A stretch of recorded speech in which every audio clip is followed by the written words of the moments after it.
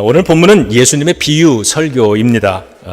오늘 설교의 시작은 2절에 보시면 씨 뿌리는 자가 뿌리러 나가서 뿌릴새 이렇게 시작을 합니다. 그래서 이 설교는 씨를 뿌리는 자, 씨 뿌리는 자에 대한 이야기인 것입니다. 오늘 이 예수님의 설교에서 설교에는 씨 뿌리는 농부가 등장을 하는데요. 이 농부는 예수님이십니다. 농부가 뿌리고 있는 씨는 복음이라고 설명을 해 주십니다. 그리고 그 씨앗이 뿌려지는 네 종류의 땅이 있는데 이건 말씀에 반응하는 네 가지 타입의 사람들입니다. 예수님께서 가버나움 지역에서 말씀 사역을 하시면서 만나고 경험한 네 종류의 사람들이었던 것입니다. 농부가 씨를 뿌리고 있습니다. 씨를 뿌린다, 이건 파종하는 거죠.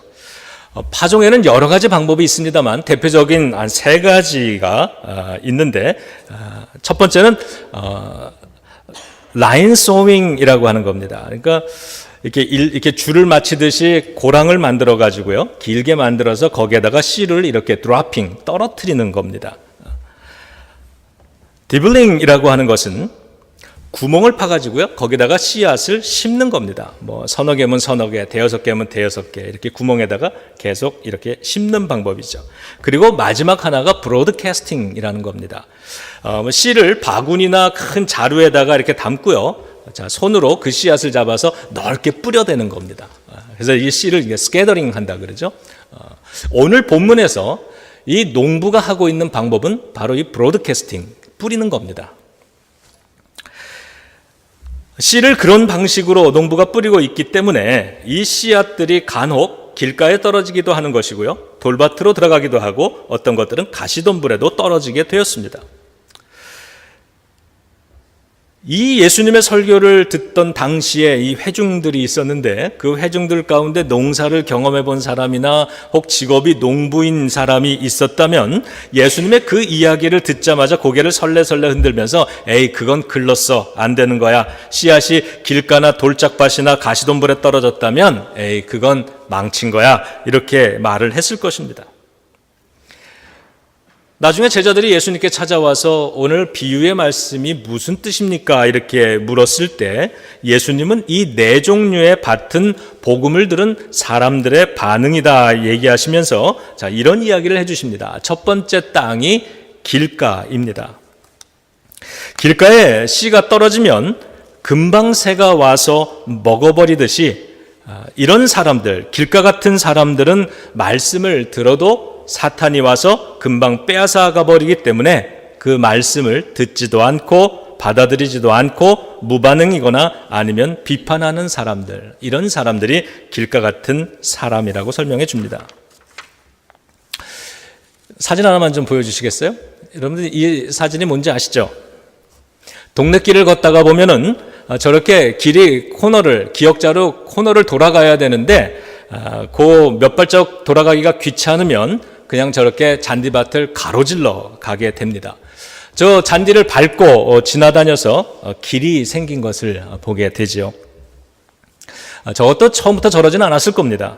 처음엔 누군가가 한번 밟고 지나갔을 겁니다. 그거를 중단했어야 되는데 가만히 두니까 계속 사람들이 거기를 지나가는 겁니다.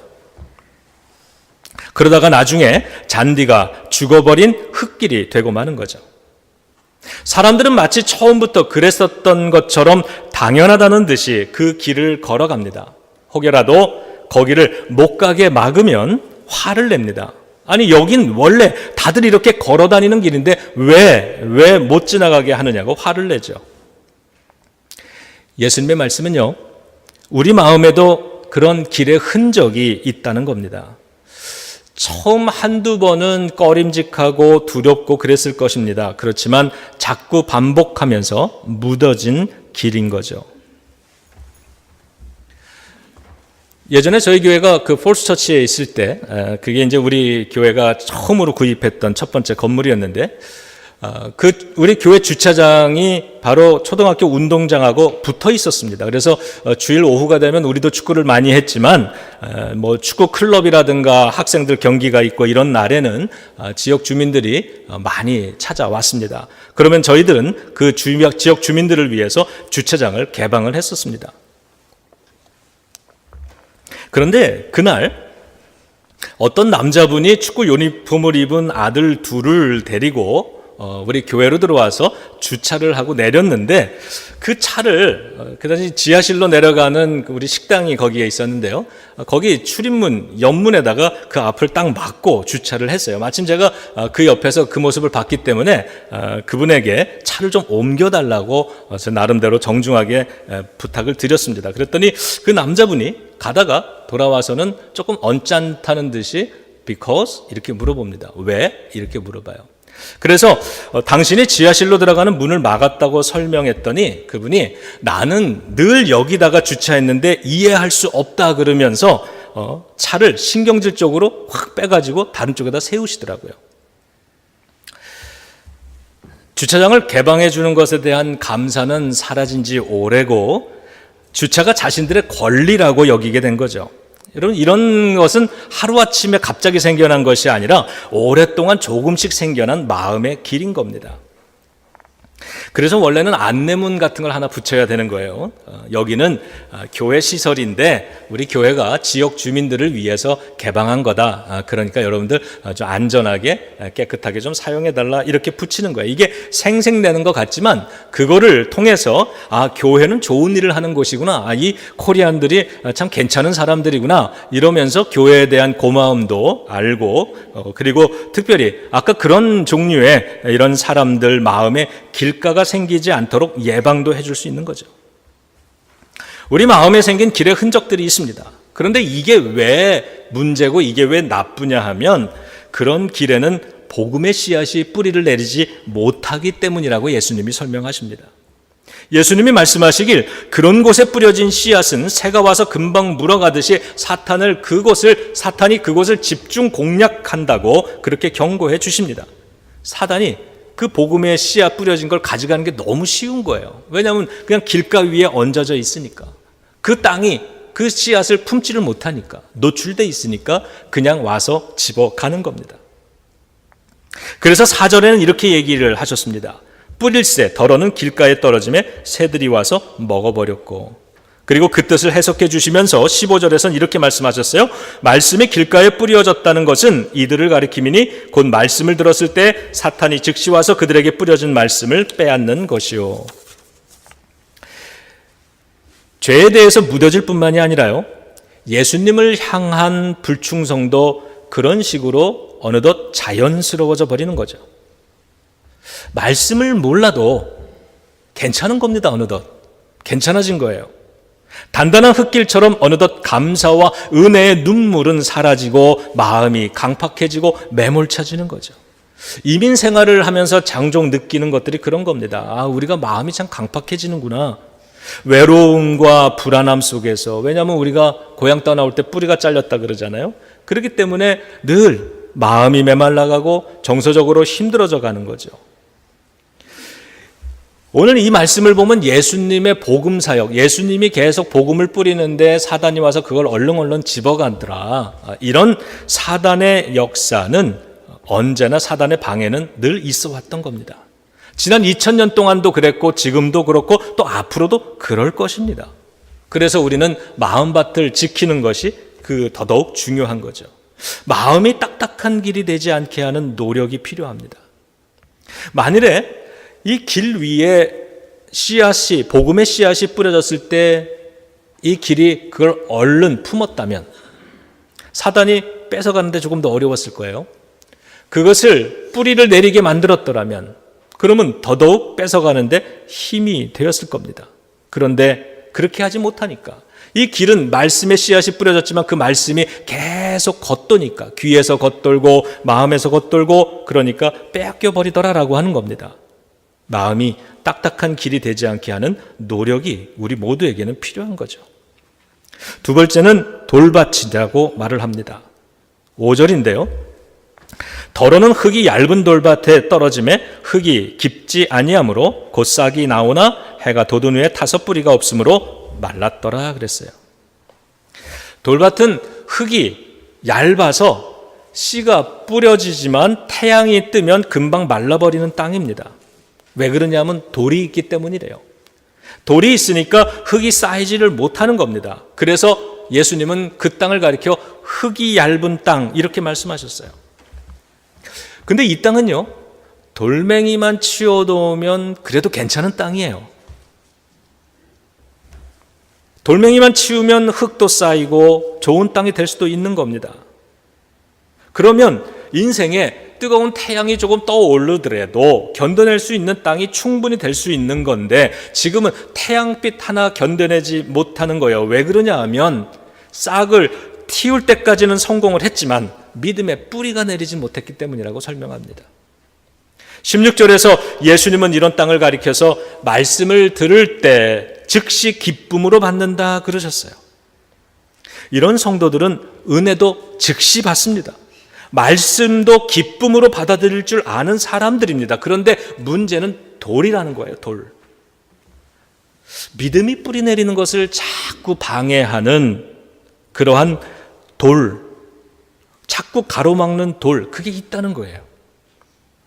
싹을 낼 만큼은 됐지만 딱 거기까지, 그게 한계점이 되게 만드는 그 돌, 우리들 마음에 쌓인 돌들이 있다는 겁니다. 그 돌들이 사람마다 좀 다르겠죠. 어떤 사람은 미움일 수도 있고 어떤 사람은 분노일 수도 있고 또 어떤 사람은 교만일 수도 있고 그 반대인 열등감일 수도 있습니다. 부정적인 감정들일 수도 있고 상처일 수도 있겠죠. 그런데 그것이 무엇이 되었든지 믿음이 뿌리를 내리지 못하게 방해하는 것들이기 때문에 반드시 제거해야만 하는 장애물인 것입니다. 오늘 광고 말씀드린 대로 오늘 건강한 정서와 영성 클래스 2기 시작하는 날이에요. 우리가 이런 클래스를 하는 이유도 우리 속에 있는 이 돌들을 발견하고 이것을 삶 속에서 제거하는 그런 프랙티스를 제공하려는 겁니다. 그런데 여러분, 이런 훈련을요 안 해도 되는 사람은 하나도 없습니다. 목사인 저도 이거를 1년 동안 배웠고요, 또 여러분과 한 번 했고 앞으로도 계속해서 수십 번은 이 클래스를 저는 반복을 할 겁니다. 그런데도 그것이 저한테 늘 필요하다고 생각을 합니다. 솔직히 농부 입장에서는 자, 이런 땅, 길가 같고 돌짝밭 같고 이런 땅에 씨를 뿌리는 거는 낭비죠. 이건 낭비예요. 왜냐하면 씨앗이 뿌려지지만 절대로 열매를 맺지 못하기 때문에 그렇습니다. 씨앗이 한 알 떨어지면 한 알만큼 손해인 거고 10알이 떨어지면 10알만큼 낭비하는 거예요. 그것만이 문제겠어요? 씨앗을 그만큼 뿌렸는데도 항상 제자리 겉도는 맴도는 모습을 보면 뿌리는 사람은 실망을 하게 됩니다. 내가 씨 뿌리고 있는 이 행위 자체에 회의가 일어날 수도 있는 거죠. 그러다 보면 그런 땅에는 씨앗을 뿌리고 싶지 않거나 아니면 에휴, 뭐 씨앗을 뿌리면 뭐해? 이런 마음이 들 수도 있는 거예요. 그래서 그 땅은 늘 씨 뿌리는 농부에게는 실망을 안겨주는 땅이 되는 거죠. 예수님의 말씀에 따르면 복음을 듣는 사람들 중에는 그런 사람들도 덜어 있더라라고 하는 겁니다. 그런데도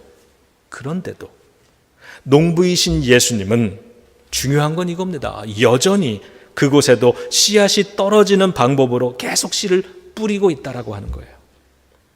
원래 농부라면 이 정도 되면 이쯤에선 씨 뿌리는 방식을 바꿔야 하는 겁니다. 씨를 낭비하지 않으려면 씨앗을 이렇게 스캐더링 하지 말고 멀리 그냥 이렇게 뿌려대지 말고 뭐 라인 소잉이라든가 디블링이라든가 이런 거를 해야 되는데 오늘 본문에 나오는 농부는 왜인지 씨를 뿌리는 방법을 바꾸지 않고 있는 거예요.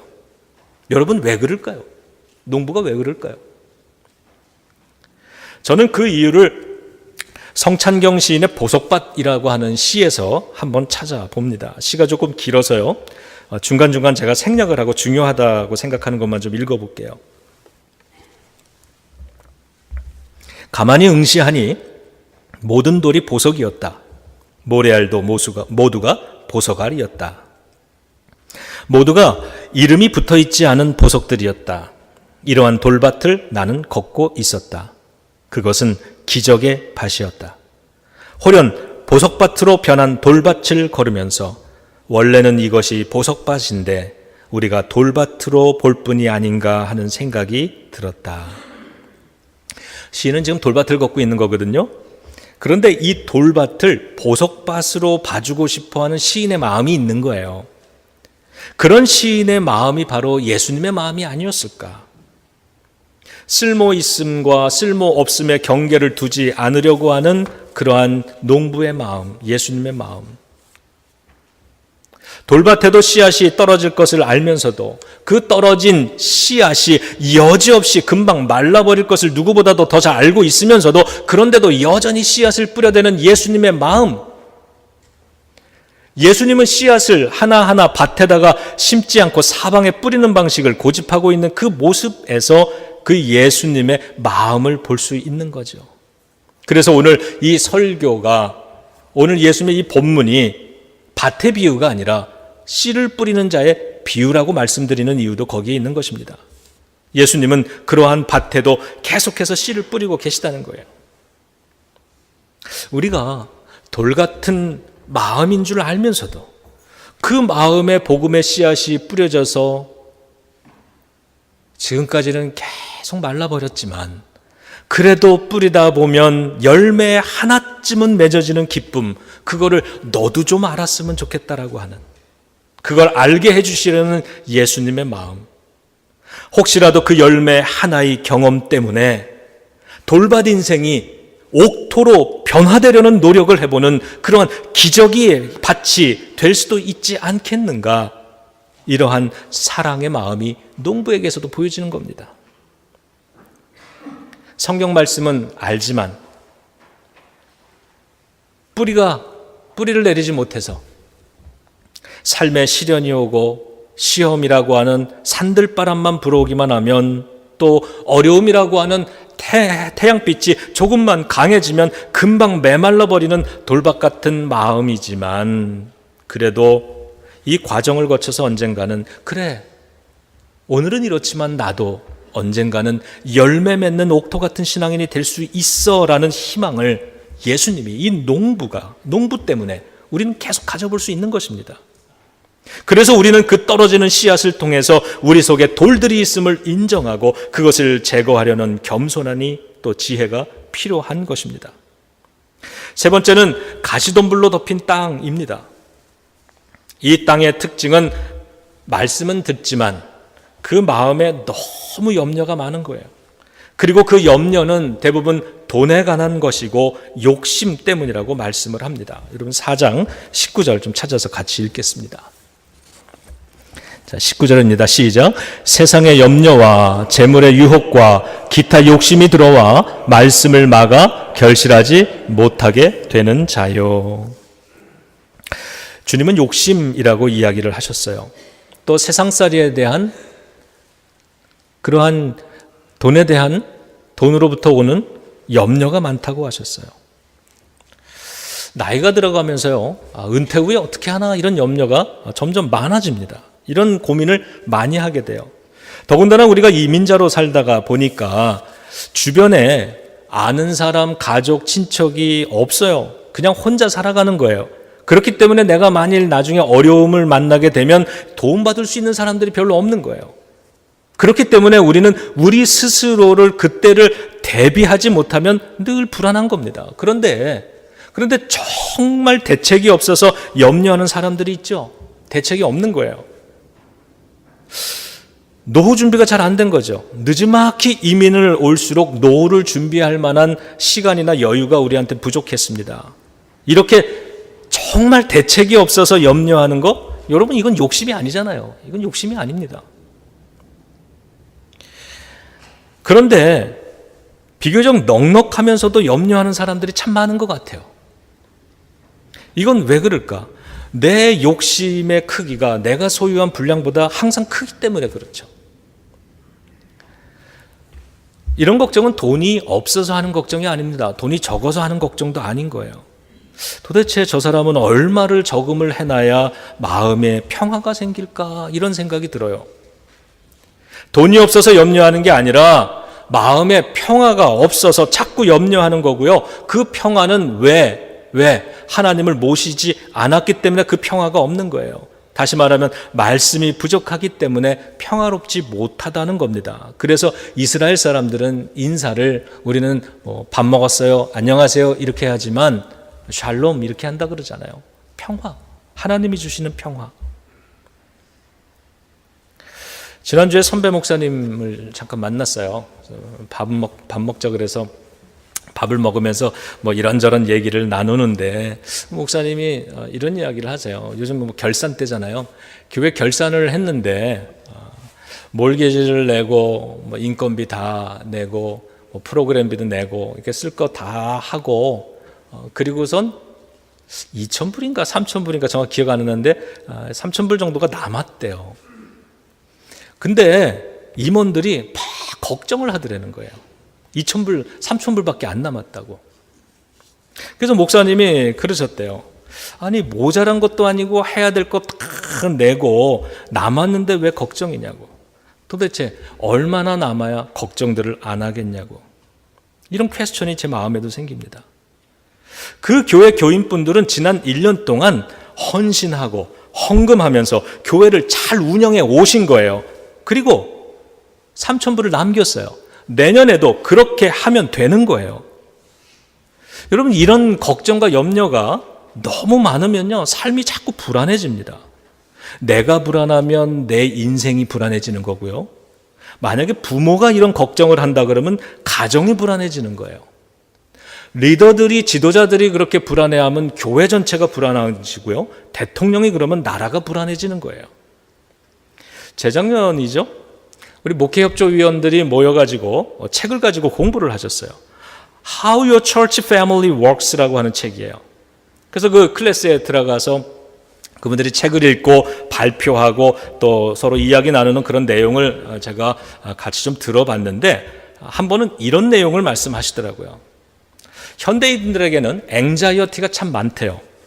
그런데 그 앵자이어티가 많은 사람을 임원으로 세우지 말라는 거예요. 왜냐하면 이 앵자이어티는 전염성이 굉장히 강화됩니다. 그래서 임원들이 그렇게 불안해하는 사람들이 임원이 되면 교회 전체가 다 이 앵자이어티, 불안하고 염려하고 이런 증세에 빠진다는 거예요.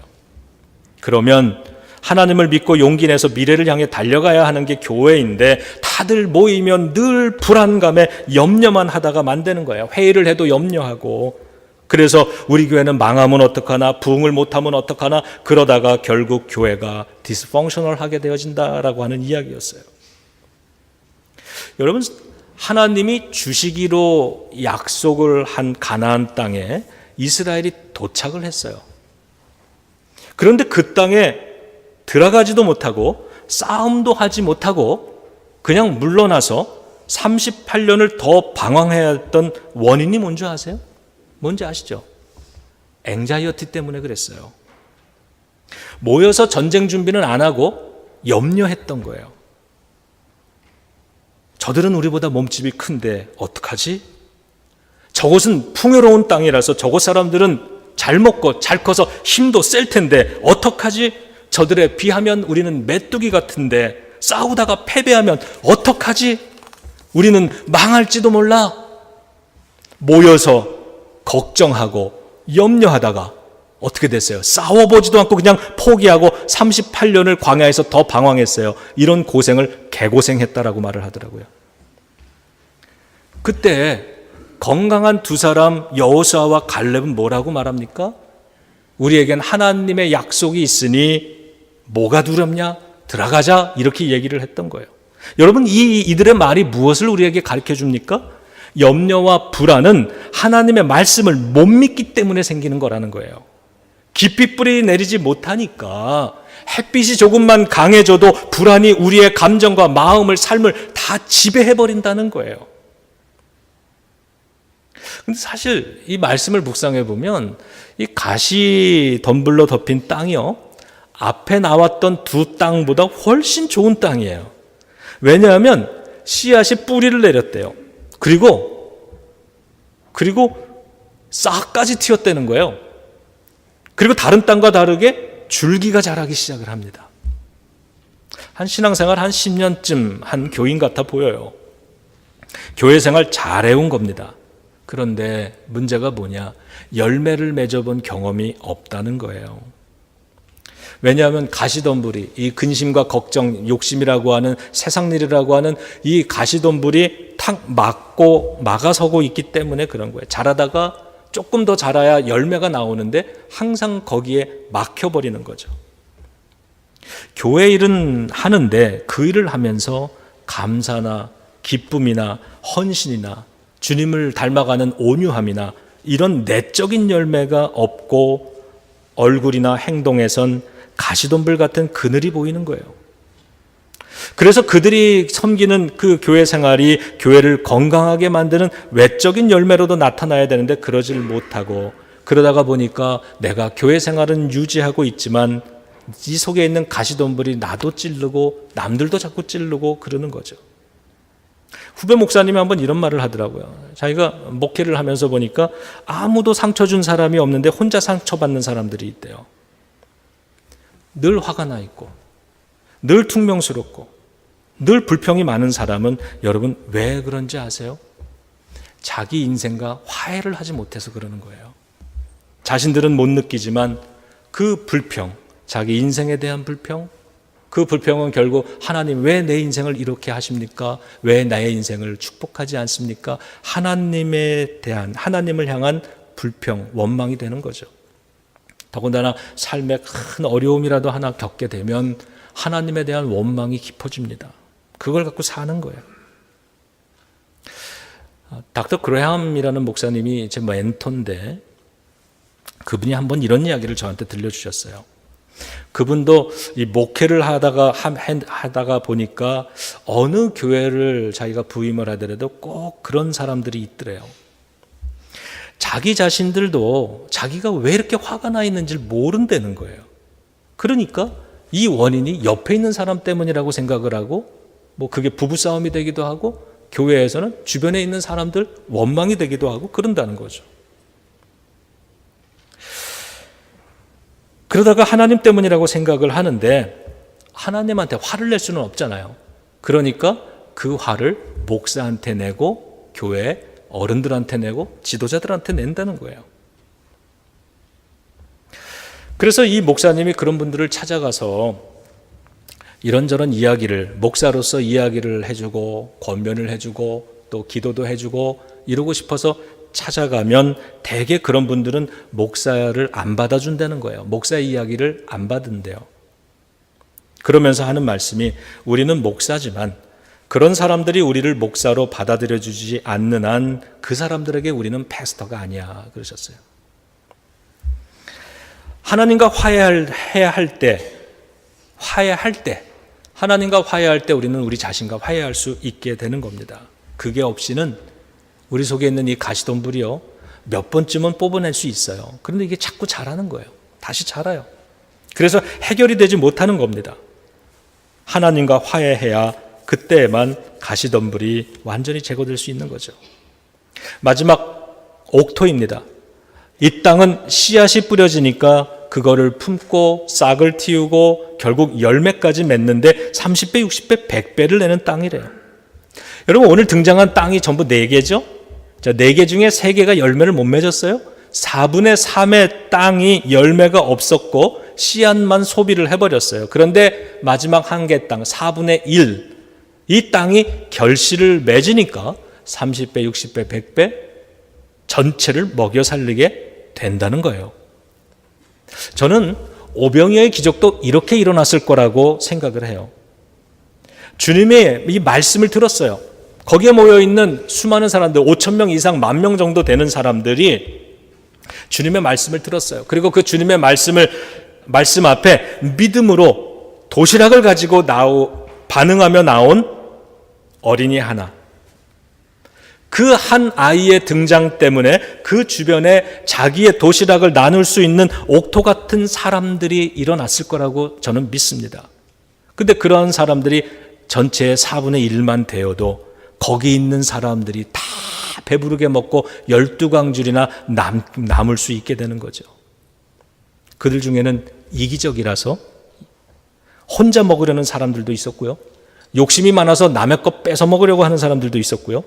자기 도시락 가지고도 이게 부족하면 어떡하나, 배고프면 어떡하나 염려하는 그런 사람들이 수두룩 태반인 그 속에서 주님의 말씀을 들은 옥토 같은 사람, 그들이 일어났고 그들이 자기의 도시락을 가지고 감사할 줄 알고 그것을 주님 앞에 내어 드릴 줄 알고 이것도 넉넉하다고 얘기할 줄 알면서 물고기 2마리, 보리떡 5개 이것을 바친 사람들이 세워지는 거예요. 여러분, 이게 기적 아닙니까? 그냥 우리가 쉽게 생각하는 대로 예수님 하나님의 아들이고 능력이 크시니까 신비로운 능력으로 그냥 마술 같은 거를 부려가지고 그냥 이 배고픈 사람들 갑자기 오병이어의 하나가 뻥튀기가 뻥 되어가지고요. 거기 있는 사람들 다 배부르게 먹은 그런 마술이라면 하나님은 그보다 더 큰 일도 하실 수 있는 분이니까 그렇게 하셨다면 세상에 그보다 쉬운 게 어디 있겠어요? 그보다 쉬운 게. 근데 주님은 그런 쉬운 방법을 안 택하시는 거예요. 왜냐하면요, 예수님이 공생애를 시작하기 전에 성령에 이끌려서 어디로 가셨어요? 광야로 가셨죠. 거기서 40일 동안 금식 기도를 했는데 그때 사단 마귀가 시험했던 게 바로 그런 거잖아요. 쉽게 가라고. 쉽게 가라고. 야, 넌 하나님의 아들이니까 뛰어내려. 천사가 받아줄 거 아니야. 그럼 사람들이 그 모습을 보고 네가 하나님의 아들인 거를 인정할 거고 사람들이 다 와서 네 앞에 무릎 꿇고 머리 숙일 텐데 뭐 이렇게 어렵게 십자가를 지려고 그래. 그냥 쉽게 가. 이게 사탄의 유혹이었는데 예수님은 그 유혹을 말씀으로 이기셨다 그랬어요. 예수님은 오늘 그와 같은 사람들, 그 돌짝밭이 많은 그 사람들 중에서 옥토 같은 사람들을 일으키셔서 그들로 하여금 도시락을 나누게 하니까 그게 모여보니까 전체를 먹이고도 12광줄이나 남는 30배, 60배, 100배의 결과를 만들어 내더라라고 하는 거예요. 이 일은 굉장히 어려운 일이었을 겁니다. 이런 사람들을 세우는 것, 세상에 그거보다 더 힘든 게 어디 있어요? 다 이기적인 사람들, 근심 걱정에 있는 사람들 속에 그러한 옥토 같은 사람들을 만들어내는 이거야말로 기적이었던 거죠. 주님이 오늘도 우리 가운데 하시고자 하는 일들은 이 비유의 말씀을 통해서 볼 때 바로 그런 것 아니겠느냐라고 하는 겁니다. 제가 30살에 일본에서 동경에서 교회를 개척을 했는데 그 당시에 이 본문 말씀이 저한테 너무 좋았어요. 그래가지고 제가 그 교인도 없는 이 교회 벽에다가 손글씨로 크게 이렇게 표를 하나 써서 붙였어요. 뭐라 그랬냐면 4분의 3을 책임지는 4분의 1이 되자 이렇게 썼어요. 교인도 없는데 개척교회인데 이런 마음이었죠. 뭐 우리가 작은 것 같지만 우리가 주님의 말씀으로 옥토만 될 수 있다면 야, 우리 때문에 이 동경이 사는 거 아니냐. 우리의 중보기도 때문에 동경이 영적으로 살아나는 거야. 우리는 얼마든지 이렇게 꿈꿀 수 있는 거죠. 4분의 3을 책임지는 4분의 1이 되자. 우리 옆에 분하고 좀 그렇게 좀 축복해 주죠. 4분의 3을 책임지는 4분의 1이 됩시다. 이렇게. 제가 몇 번 말씀드린 것 같은데 예전에 제가 그 신학교를 다닐 때 우리 교회 담임 목사님이 한번 그런 얘기를 하셨어요. 가만히 보니까 교인들이 당신을 찾아와가지고 하는 이야기 중에 막 화가 나가지고 속상해가지고 이런 얘기를 한다는 거예요. 아니 형제가 5인데 그 형제들 중에 5명 중에 한 사람은 사업을 하면서 계속 망해서 돈을 계속 빌리는 사람이 있대요. 그러면 돈을 갖다가 늘 이렇게 대줘야 된대요. 어떤 사람은 직업이 없어가지고 또 자꾸 이렇게 생활비 보태주고 이래야 되고 누구는 자꾸 사고만 치고 아니 맨날 부모님한테 뭐 때가 되면은 돈 갖다 드리고 형제들 돈 갖다 메꾸고 이거 다 자기 혼자 한다는 거예요. 속상해 죽겠다는 거예요. 속상하죠, 여러분. 그런데 목사님이 그런 얘기를 하셨대요. 그러면 내가 기도해 줄까? 너 이제부터 그런 돈 빌려가는 형제가 되도록? 빌리지 않고 빌려줄 수 있으니 얼마나 복받은 거야. 빌려야만 되는 인생, 저런 인생 얼마나 힘들겠어. 너는 빌려줄 수 있잖아. 그게 복이지. 형제들을 보니까 아버지가 잘 되면 자식들 계속 까먹어도 아버지가 계속 공급하는 그런 부모도 있고, 또 부모가 계속 까먹고 자식들이 돈 모아가지고 대주는 그런 부모도 있고, 형제 하나가 공급해주는 형제가 있다면 늘 받아야 되는 형제도 있고, 인생이 그렇더라. 그 말씀을 하면서 줄 수 있으니 얼마나 감사하니. 여러분, 옥토가 30배, 60배, 100배를 내가지고 복음을 듣지도 않는 사람들, 복음을 그렇게 뿌려줘도 변화도 안 되는 사람들, 조금 뭐 하는 것 같다가 푹썩 주저앉고 이러는 사람들, 이 모든 걸 다 책임지고 먹여주고 그래야 된다면 이거는요, 손해보는 게 아니라 축복이라고 믿습니다. 그러니까 우리는 자, 다시 한번 좀 축복해 주세요. 가문에서, 집안에서, 교회에서, 세상에서 당신은 4분의 3을 책임지는 4분의 1이 되시기 바랍니다. 그냥 너무 길어서 외우기 어려우면 그냥 그렇게 되기 원합니다 이렇게 해주세요. 그렇게 되기 원합니다. 퍼센테이지로 따라줘 보니까 열매 없는 건 75%, 열매를 맺는 건 25%.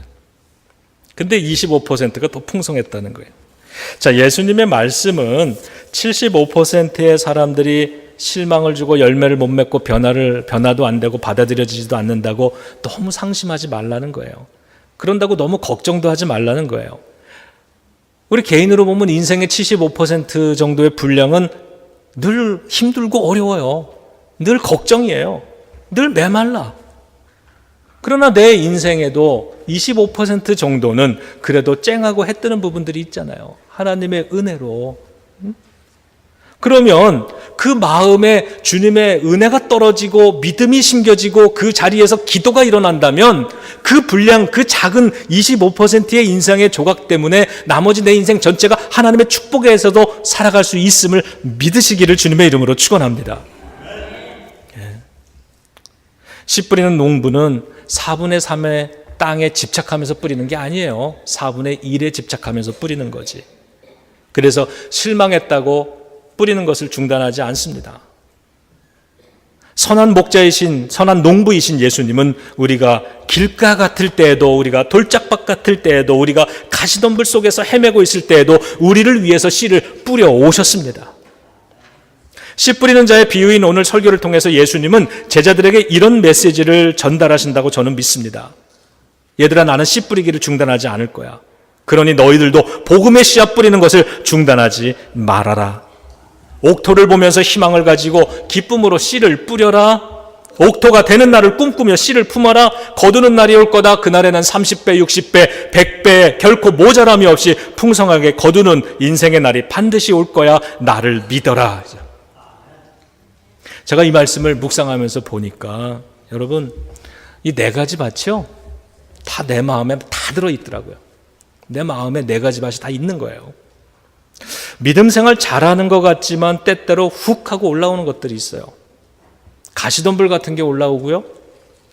믿음 잘 지키는 것 같다가도 어느 날 보면 내 마음에 걱정과 염려로 가득 채워져 가지고 밤잠도 못 이루는 때도 있고요. 어느 날에는 마음 문이 아주 닫혀가지고 고집스럽게 거부하고 있는 내 모습 보고 놀랄 때도 있죠. 이 4가지 밭이 다 내 마음 속에 존재하는 거예요. 그런데 우리는 내 마음엔 옥토만 있으면 좋겠죠. 근데 그렇지 못한 거예요. 참 좋은 사람인데 어떤 때 보면 매몰찰 때가 있어요. 참 좋은 사람인데 어떤 때 보면 참 이기적일 때가 있어요.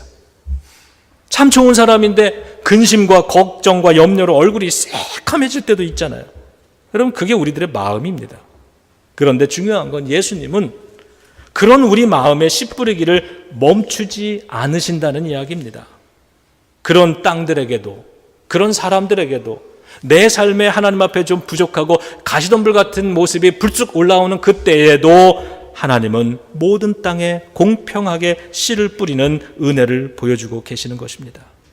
여러분, 길가 돌밭 가시덤불 같은 사람들 때문에 마음 뺏기고 실망하거나 낙심해서 씨 뿌리는 것을 포기하고 싶을 때 포기하는 것은 어리석은 일입니다. 똑같은 일로 내가 내 인생을 보면서 내 자신 때문에, 그러한 모습들 때문에 내가 실망할 때, 그렇다고 기도하기를 포기하고 말씀으로 살아가는 것을 포기한다는 것도 참으로 어리석은 일인 것입니다. 비록 4분의 1 그 분량이라 할지라도요, 열매를 맺는 옥토 같은 모습을 보면서 씨를 뿌릴 수 있어야 성공하는 것입니다. 이런 말이 있습니다. 인생이 나에게 씨어 빠진 레몬을 선물로 주거든 그걸로 레모네이드를 만들어라. 똑같은 신맛이 나도 레모네이드는 상품성이 있잖아요. 내 인생이 아주 지질나게 지독하게 싸워해가지고 쉬어가지고 문제가 아니라 내가 그걸로 레모네이드를 만들지 못해서 문제인 거구나. 비록 내 인생의 대부분의 경우가 만족스럽지 못하고 걱정과 근심으로 채워질 수밖에 없고 많은 것들이 깨달아지지 않는 그러한 잘 믿고 싶지만 되어지지 않는 그러한 모습으로 우리의 인생 대부분이 지나간다 할지라도 하나님은 우리의 삶 속에 옥토 같은 모습을 분명히 기대하고 계시고 분명히 보고 계시는 것입니다. 그래서 예수님은 지금도 우리에게 씨 뿌려주고 계시고요. 그러니 우리 자신에게 여러분 실망하지 말고 다른 사람에게도 실망하지 말고 또 더군다나 이런 사람도 있어요. 쓸데없이 세상에 대해서 실망했다고 이렇게 말하는 오지랖 넓은 사람들도 있는데 여러분 그러지 말고요. 우리 자신 속에서 때때로 쉽게 은혜가 메말라 버리고 내가 쉽게 강팍해지고 쉽게 가시덤불이 찔러대더라도 그렇게 마음 한편에 숨겨진 길가가 드러나고 돌밭이 드러나고 가시덤불이 드러나더라도 우리 실망하고 씨 뿌리기를 포기하기보다는 옥토같이 열매를 잘 맺는 내 안에 만들어주신 장점들 이런 것들을 보고 그 속에 하나님의 은혜가 내려지고 그 부분으로 하나님을 섬기고 그 부분으로 교회 생활을 하고 그렇게 함으로써 거기서 풍성하게 맺어지는 하나님의 축복의 열매가 내 인생 전체를 내가 사랑하는 내가 책임져야 되는 이 모든 사랑하는 가족들을 다 책임져 주게 해주실 수 있다고 하는 그런 기대로 오늘도 성경 읽기 포기하지 마시고요. 그럼에도 불구하고 기도하기 포기하지 마시고 찬송과 예배하기 포기하지 마시기를 바랍니다. 오늘도 씨 뿌려주시는 예수님을 기억하면서 힘차게 나아가시는 저와 여러분들이 되기를 우리 주 예수 그리스도의 이름으로 축원합니다. 기도하겠습니다. 아버지 하나님, 그렇습니다. 우리의 모습입니다. 우리 인생에 실망하지 않고 주변의 사람들에게 실망하지 않고 하나님 힘내서 용기 내서 소망 가운데 열심히 믿어보겠습니다. 예수님이 오늘도 모든 밭에 씨 뿌리기를 멈추지 않고 있기 때문에 우리도 영혼을 구원하는 전도하는 일에 믿음을 지켜나가는 일에 복음 사역에 실망하고 중단하지 아니하며 계속 씨 뿌려 나가다 보면 하나님 반드시 열매 맺는 옥토가 일어날 줄로 믿습니다. 예수님의 이름으로 기도드립니다. 아멘.